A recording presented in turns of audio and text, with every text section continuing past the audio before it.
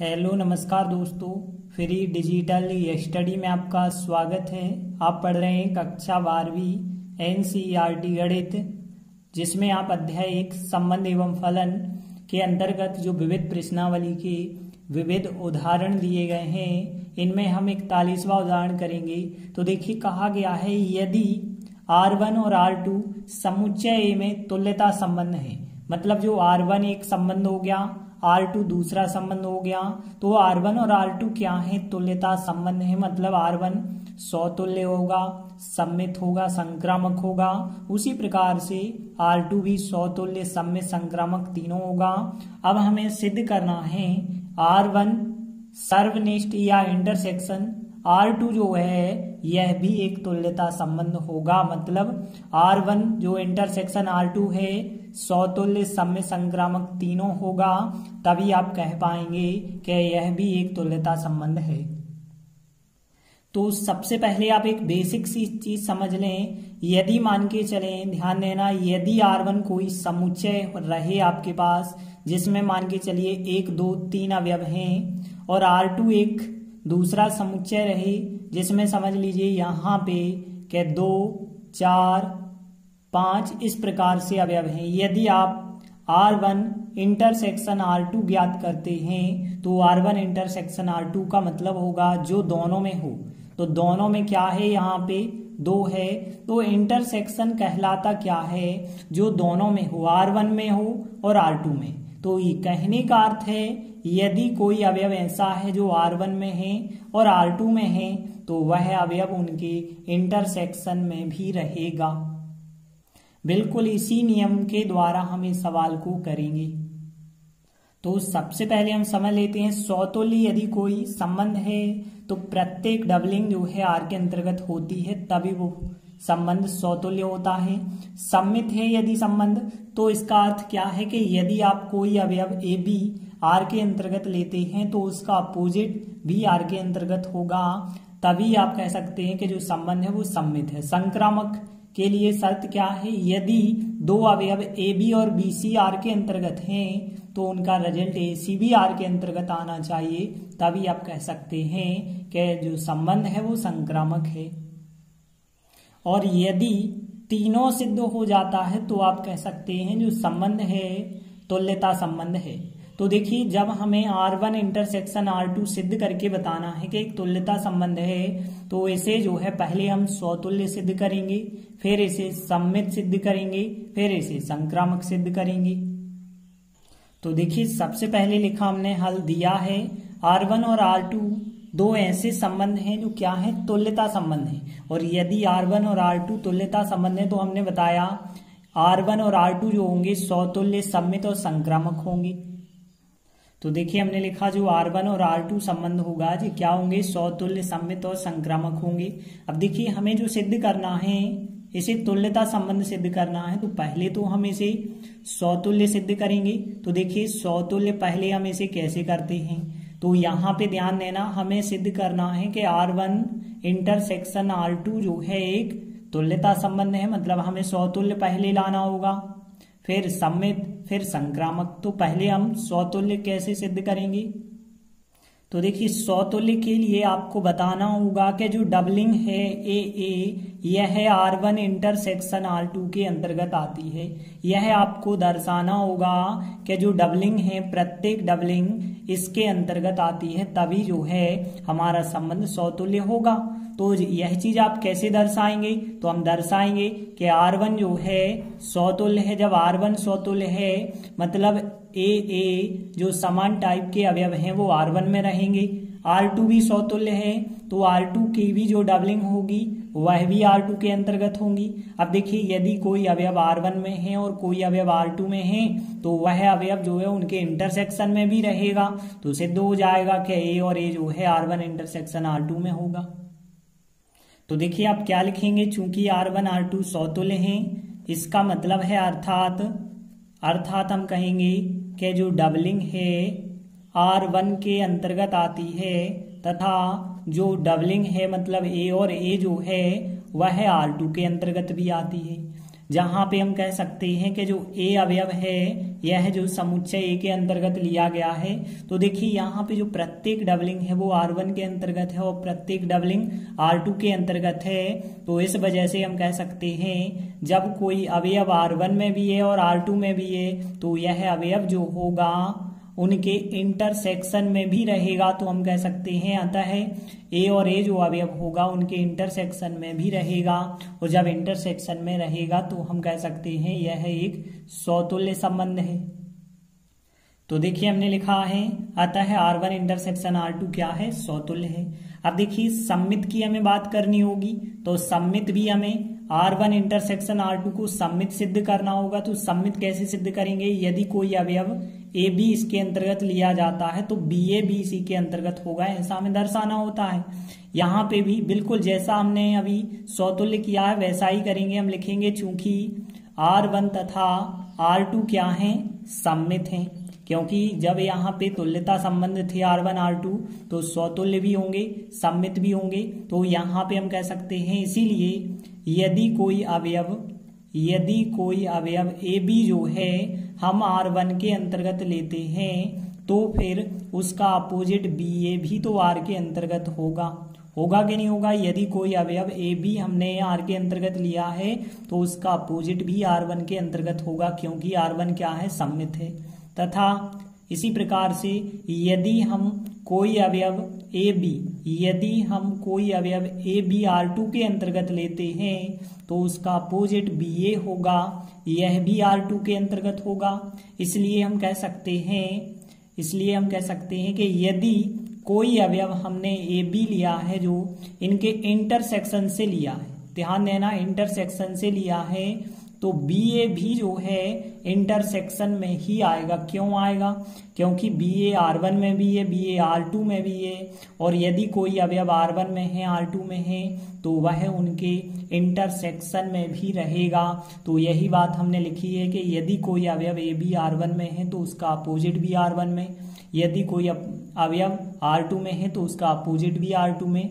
तो इसी प्रकार से यदि कोई अवयव उनके इंटरसेक्शन में है तो उसका अपोजिट भी उनके इंटरसेक्शन में होगा, क्योंकि बी ए जो है R1 में भी है और R2 में है तो दोनों के इंटरसेक्शन में हो जाएगा। अतः हम कह सकते हैं यह जो संबंध होगा सममित होगा। अब हम आगे संक्रामक सिद्ध करेंगे। तो देखिए संक्रामक कैसे करेंगे, वैसे ही जैसे हमने समतुल्य और सममित किया है। हम लिखेंगे चूंकि R1 तथा R2, अब देखिए R1 R2 संक्रामक भी हैं, क्योंकि R1 जो R2 थे तुल्यता संबंध थे, सो समतुल्य सममित संक्रामक तीनों होंगे। अब देखिए इसीलिए हम कह सकते हैं कि यदि हम दो अवयव ए बी और बी सी, ध्यान देना ए बी और बी सी यदि हम R1 के अंतर्गत लेते हैं तो उनका रिजल्ट जो ए सी निकल के आता है यह भी तो R1 के अंतर्गत आएगा। तथा यदि हम अब R2 की भी बात कर लेते हैं, यदि कोई अवयव ए बी और बी सी हम R2 के अंतर्गत लेते हैं तो उनका रिजल्ट क्या बनता है, ए सी, और ए सी जो रिजल्ट बना है यह R2 के अंतर्गत होगा। तो हम कह सकते हैं इसीलिए यदि कोई अवयव हम ए बी और बी सी, यदि हम ए बी और बी सी इनके इंटरसेक्शन के दो अवयव लेते हैं, R1 इंटरसेक्शन R2 से लेते हैं, तो निश्चित ही इनका रिजल्ट जो होगा ए सी यह इनके इंटरसेक्शन के अंतर्गत होगा। क्यों होगा, ए सी जो अवयव है R1 में भी है R2 में भी है, तो ए सी अवयव जो हो जाएगा इन दोनों के इंटरसेक्शन में हो जाएगा। अतः हम कह सकते हैं जो इंटरसेक्शन वाला संबंध है संक्रामक है। तो यहाँ पे हमने लिखा था R1 इंटरसेक्शन R2 संक्रामक है। तो देखिए R1 इंटरसेक्शन R2 समतुल्य सममित संक्रामक तीनों हो गया है। तो आप कह सकते हैं कि R1 इंटरसेक्शन R2 एक तुल्यता संबंध है। तो हमने लिखा आता है R1 इंटरसेक्शन R2 एक तुल्यता संबंध है। देखिए अगला 42वां उदाहरण देखें। कहा गया है मान लीजिए यदि कोई समुच्चय ए हो जिसमें धन पूर्णांकों के क्रमित युग्म दिए गए हैं और एक संबंध R इस प्रकार से हो कि क्रमित युग्म में XY लिया जाए और U भी लिया जाए, तो उनका आंसर क्या आता है, यदि और केवल यदि X भी बराबर YU होता है तो उसके द्वारा परिभाषित संबंध किया गया है। अब हमें दर्शाना है कि जो संबंध R है एक तुल्यता संबंध है। तो ध्यान देना, तुल्यता संबंध में हमने आपको बताया स्वतुल्य, सममित और संक्रामक आपको दर्शाना होता है। यहाँ पे ध्यान दें कि जो हमें संबंध दिया गया है किस प्रकार से दिया गया है। कोई एक समुच्चय है, जो समुच्चय है इसमें जितने भी अवयव हैं, ध्यान देना, क्रमित युग्म के रूप में है। मतलब यहाँ पे दो दो अंक एक साथ चल रहे हैं, जैसे यहाँ 1 2 हो सकता है, यहाँ 2 3 हो सकता है। तो जो ये समुच्चय है क्रमित युग्म के रूप में है, ठीक है ना, और धन पूर्णांक है केवल। यदि आप पहला क्रमित युग्म लेते हैं और फिर दूसरा क्रमित युग्म, यदि आप 2 क्रमित युग्म लेते हैं और उनके बीच संबंध लगाते हैं तो आंसर क्या आता है, एक्स भी बराबर वाई यू आता है। मतलब यदि आपने एक अवयव एक्स वाई चुना है, ये समझ लीजिए एक्स वाई है, और एक अवयव आपने यू भी चुना है, तो यहाँ पे एक्स इंटू भी आता है और बराबर में वाई इंटू यू आता है। इस प्रकार से आपको संबंध दिया गया है। तो देखिए सबसे पहले जो दिया गया है वो लिखा हमने कि एक समुच्चय ये दिया गया है जो धन पूर्णांकों के क्रमित युग्म का समुच्चय है। इसमें एक संबंध आर इस प्रकार से दिया गया है कि यदि आप एक्स वाई और यू भी 2 क्रमित युग्म लेते हैं और उनके बीच संबंध लगाते हैं तो आंसर आता है एक्स भी बराबर वाई यू। अब हमें सिद्ध करना है कि यह जो संबंध है स्वतुल्य है, सममित है, संक्रामक है, तभी आप कह पाएंगे कि यह एक तुल्यता संबंध है। तो सबसे पहले हम यहाँ पे स्वतुल्य दर्शाएंगे और हमें पता है स्वतुल्य दर्शाने के लिए डबलिंग्स जो है आर के अंतर्गत होनी चाहिए। तो यहाँ पे यदि आप देखें तो देखिए यहाँ पे क्रमित युग्म के रूप में चल रहा है, तो आप ऐसा तो कह नहीं सकते कि ए और ए आर के अंतर्गत होगा, बिल्कुल नहीं कह सकते, क्योंकि पहला अवयव भी क्रमित युग्म, दूसरा अवयव भी क्रमित युग्म होगा। तो यहाँ पे दोनों अवयव आपको समान लेने होंगे। मतलब आप ऐसा कर सकते हो, एक्स वाई और एक्स वाई के बीच में संबंध निकालोगे और देखोगे कि यह अवयव आर के अंतर्गत होता है या नहीं होता है। तो हम यहाँ स्वतुल्य में क्या दर्शाएंगे, यहाँ हम देखेंगे कि एक्स वाई और एक्स वाई के बीच यदि संबंध लगाया जाता है तो क्या आता है। देखिए एक्स वाई और एक्स वाई के बीच संबंध यदि आप लगाते हैं तो देखिए आपको पता है एक्स वाई और यू भी के बीच लगाया जाए तो एक्स भी आता है, मतलब पहला और लास्ट अवयव आता है, और दूसरा और पहला अवयव आता है। तो यहाँ पे एक्स वाई और एक्स वाई के बीच लगाएंगे तो यहाँ पहला और लास्ट वाला अवयव आएगा, मतलब एक्स वाई आएगा, और फिर बराबर, और यहाँ पे वाई और एक्स आएगा तो यहाँ पे एक्स वाई बराबर वाई एक्स आएगा। और आपको पता है एक्स वाई बराबर वाई एक्स होता है, जो कि यह आपका सत्य हो गया है। जब सत्य हो गया है तो आप कह सकते हैं अतः जो संबंध आर होगा स्वतुल्य हो जाएगा। क्यों हो जाएगा, क्योंकि डबलिंग मतलब एक से अवयव के लिए जो क्रमित युग्म का आंसर आया है एक्स वाई बराबर वाई एक्स और एक्स वाई बराबर वाई एक्स होता है, अतः आर जो है स्वतुल्य है। अब देखिए स्वतुल्य के बाद हम सममित सिद्ध करेंगे। तो सममित कैसे हमें सिद्ध करना होगा, सममित के लिए ए बी और बी ए चेक करते हैं। ए बी यदि कोई अवयव आर के अंतर्गत लिया जाए तो उसका अपोजिट भी आर के अंतर्गत होगा।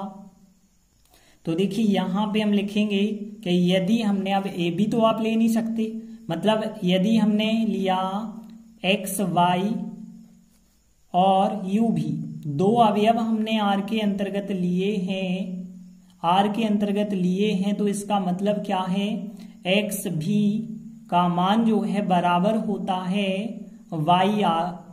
वाई यू के बराबर होता है। अब देखिए इसे पलट के चेक करेंगे कि पलट के भी क्या आंसर बिल्कुल यही होता है। देखिए यदि आप यू आगे कर देंगे, भी यू भी जे पद आगे करेंगे, आर और एक्स वाई वाला क्रमित युग्म पीछे करेंगे, जे रहा ए जे रहा बी, ये भी। अब पलट के आपको बी ए चेक करना है यह आर के अंतर्गत होगा या नहीं होगा। तो देखिए यदि यह अवयव आर के अंतर्गत है तो इसका मतलब क्या आएगा, तो यहाँ पे u जो है y के साथ होगा, तो u y बराबर भी x के साथ होगा तो भी x।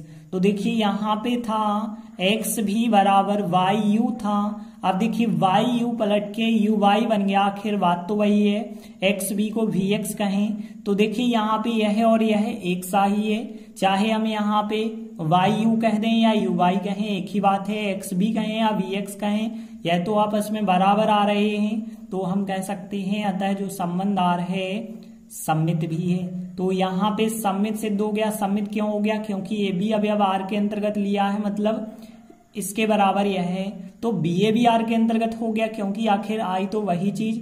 अब जो है हम सिद्ध करेंगे संक्रामक। तो संक्रामक में हमें क्या सिद्ध करना होता है? यदि कोई अवयव ए बी और बी सी आर के अंतर्गत लिया जाए तो उनका रिजल्ट चेक करना होता है, ए सी आर के अंतर्गत आएगा या नहीं।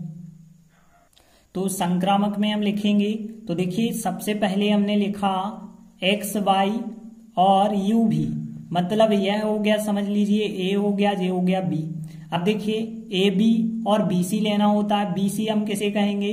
यू भी, और एक कोई अवयव जैसे मान के चलिए ए बी ले लिया हमने, जे हो गया ए बी, जे हो गया बी सी, तो उनका हमें रिजल्ट चेक करना होगा। जे रहा ए बी, जे रहा बी सी, तो उनका रिजल्ट हमें चेक करना होगा, क्या एक्स वाई और ए बी, एक्स वाई और ए बी जो है आर के अंतर्गत आएगा या नहीं आएगा, यह चीज हमें चेक करनी है। यह अवयव आर के अंतर्गत आता है ऐसा मान के चलना है, यह भी अवयव आर के अंतर्गत आता है ऐसा मान के चलना है।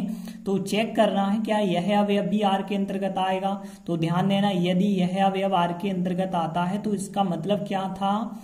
एक्स भी, इसका मतलब था एक्स भी, क्योंकि पहला और लास्ट लेना है और बीच के अवयव लेने हैं आपको। वाई यू कैसे हैं? आपस में बराबर हैं।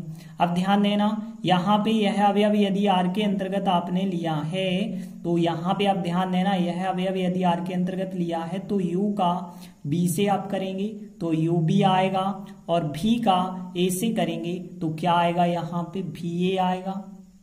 तो देखिए यहाँ पे हम कह रहे हैं कि यह अवयव भी आर के अंतर्गत होगा, तो इसके लिए हमें दर्शाना होगा कि एक्स बी का मान जो है बराबर हो जाएगा वाई ए के, ऐसा करके आपको दर्शाना होगा। यदि ऐसा होगा तभी हम कह पाएंगे कि यह अवयव आर के अंतर्गत होगा। तो देखिए यहाँ पे इसे समीकरण 1 मान लें, इसे समीकरण 2 मान लेते हैं और इनकी सहायता से हम सॉल्व करते हैं। तो देखिए हमने समीकरण 1 लिया, समीकरण 1 आपके पास क्या है? एक्स भी बराबर है यहाँ पे वाई यू के बराबर है। अब आप ध्यान देना कि यहाँ पे वाई यू चल रहा है जबकि आपको चाहिए वाई ए। ये दोनों आपको दिए गए हैं, आप इतना लाना चाहते हैं कि इतना भी बराबर रहेगा।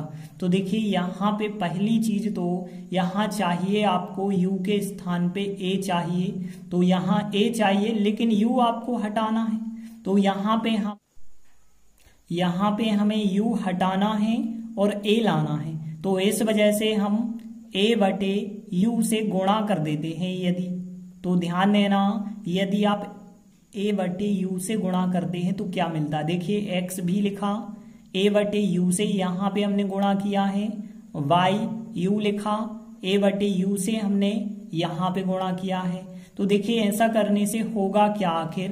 तो देखिए यहाँ पे u से u कट जाएगा, आपके लिए क्या प्राप्त हो जाएगा? y a प्राप्त होगा यहाँ पे। और यहाँ पे देखें यहाँ तो कुछ भी नहीं कटा, लेकिन एक चीज यदि आप देखें यहाँ पे यदि आप देखते हैं तो देखिए यहाँ पे यदि हम देख पा रहे होंगे तो यहाँ भी ए यू यदि बटे में चला जाए तो भी ए बटे यू जो है वो बी का मान होगा।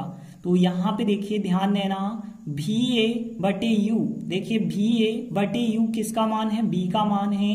तो एक्स बी का मान वाई ए के बराबर आ जाता है, एक्स बी का मान वाई ए के बराबर आ जाता है, तो इसके बराबर इतना होगा। तो इस वजह से हमने कहा है कि इसके बराबर इतना होगा। क्यों होगा? क्योंकि आप यहाँ पे कारण दर्शा चुके हैं। जब ऐसा हो गया है कि ए बी हमने आर के अंतर्गत लिया, बी सी आर के अंतर्गत लिया, तो उनका रिजल्ट ए सी भी आर के अंतर्गत मिला है। अतः हम कह सकते हैं कि जो संबंध आर है, अतः संबंध आर जो है संक्रामक है। तो देखिए संक्रामक आपका सिद्ध हो चुका है। तो अब देखिए हमने सौतुल्य भी सिद्ध किया, सम्मित भी सिद्ध किया है, संक्रामक भी सिद्ध किया है। तो इस प्रकार हम कह सकते हैं कि इस प्रकार से दिया गया संबंध, इस प्रकार दिया गया संबंध जो आर है वो क्या है, एक तुल्यता संबंध है। संबंध आर एक तुल्यता संबंध है। तुल्यता संबंध इसलिए है क्योंकि स्वतुल्य, सम्मित और संक्रामक सिद्ध हो चुका है, तो इस वजह से हम कह रहे हैं कि यह एक तुल्यता संबंध है।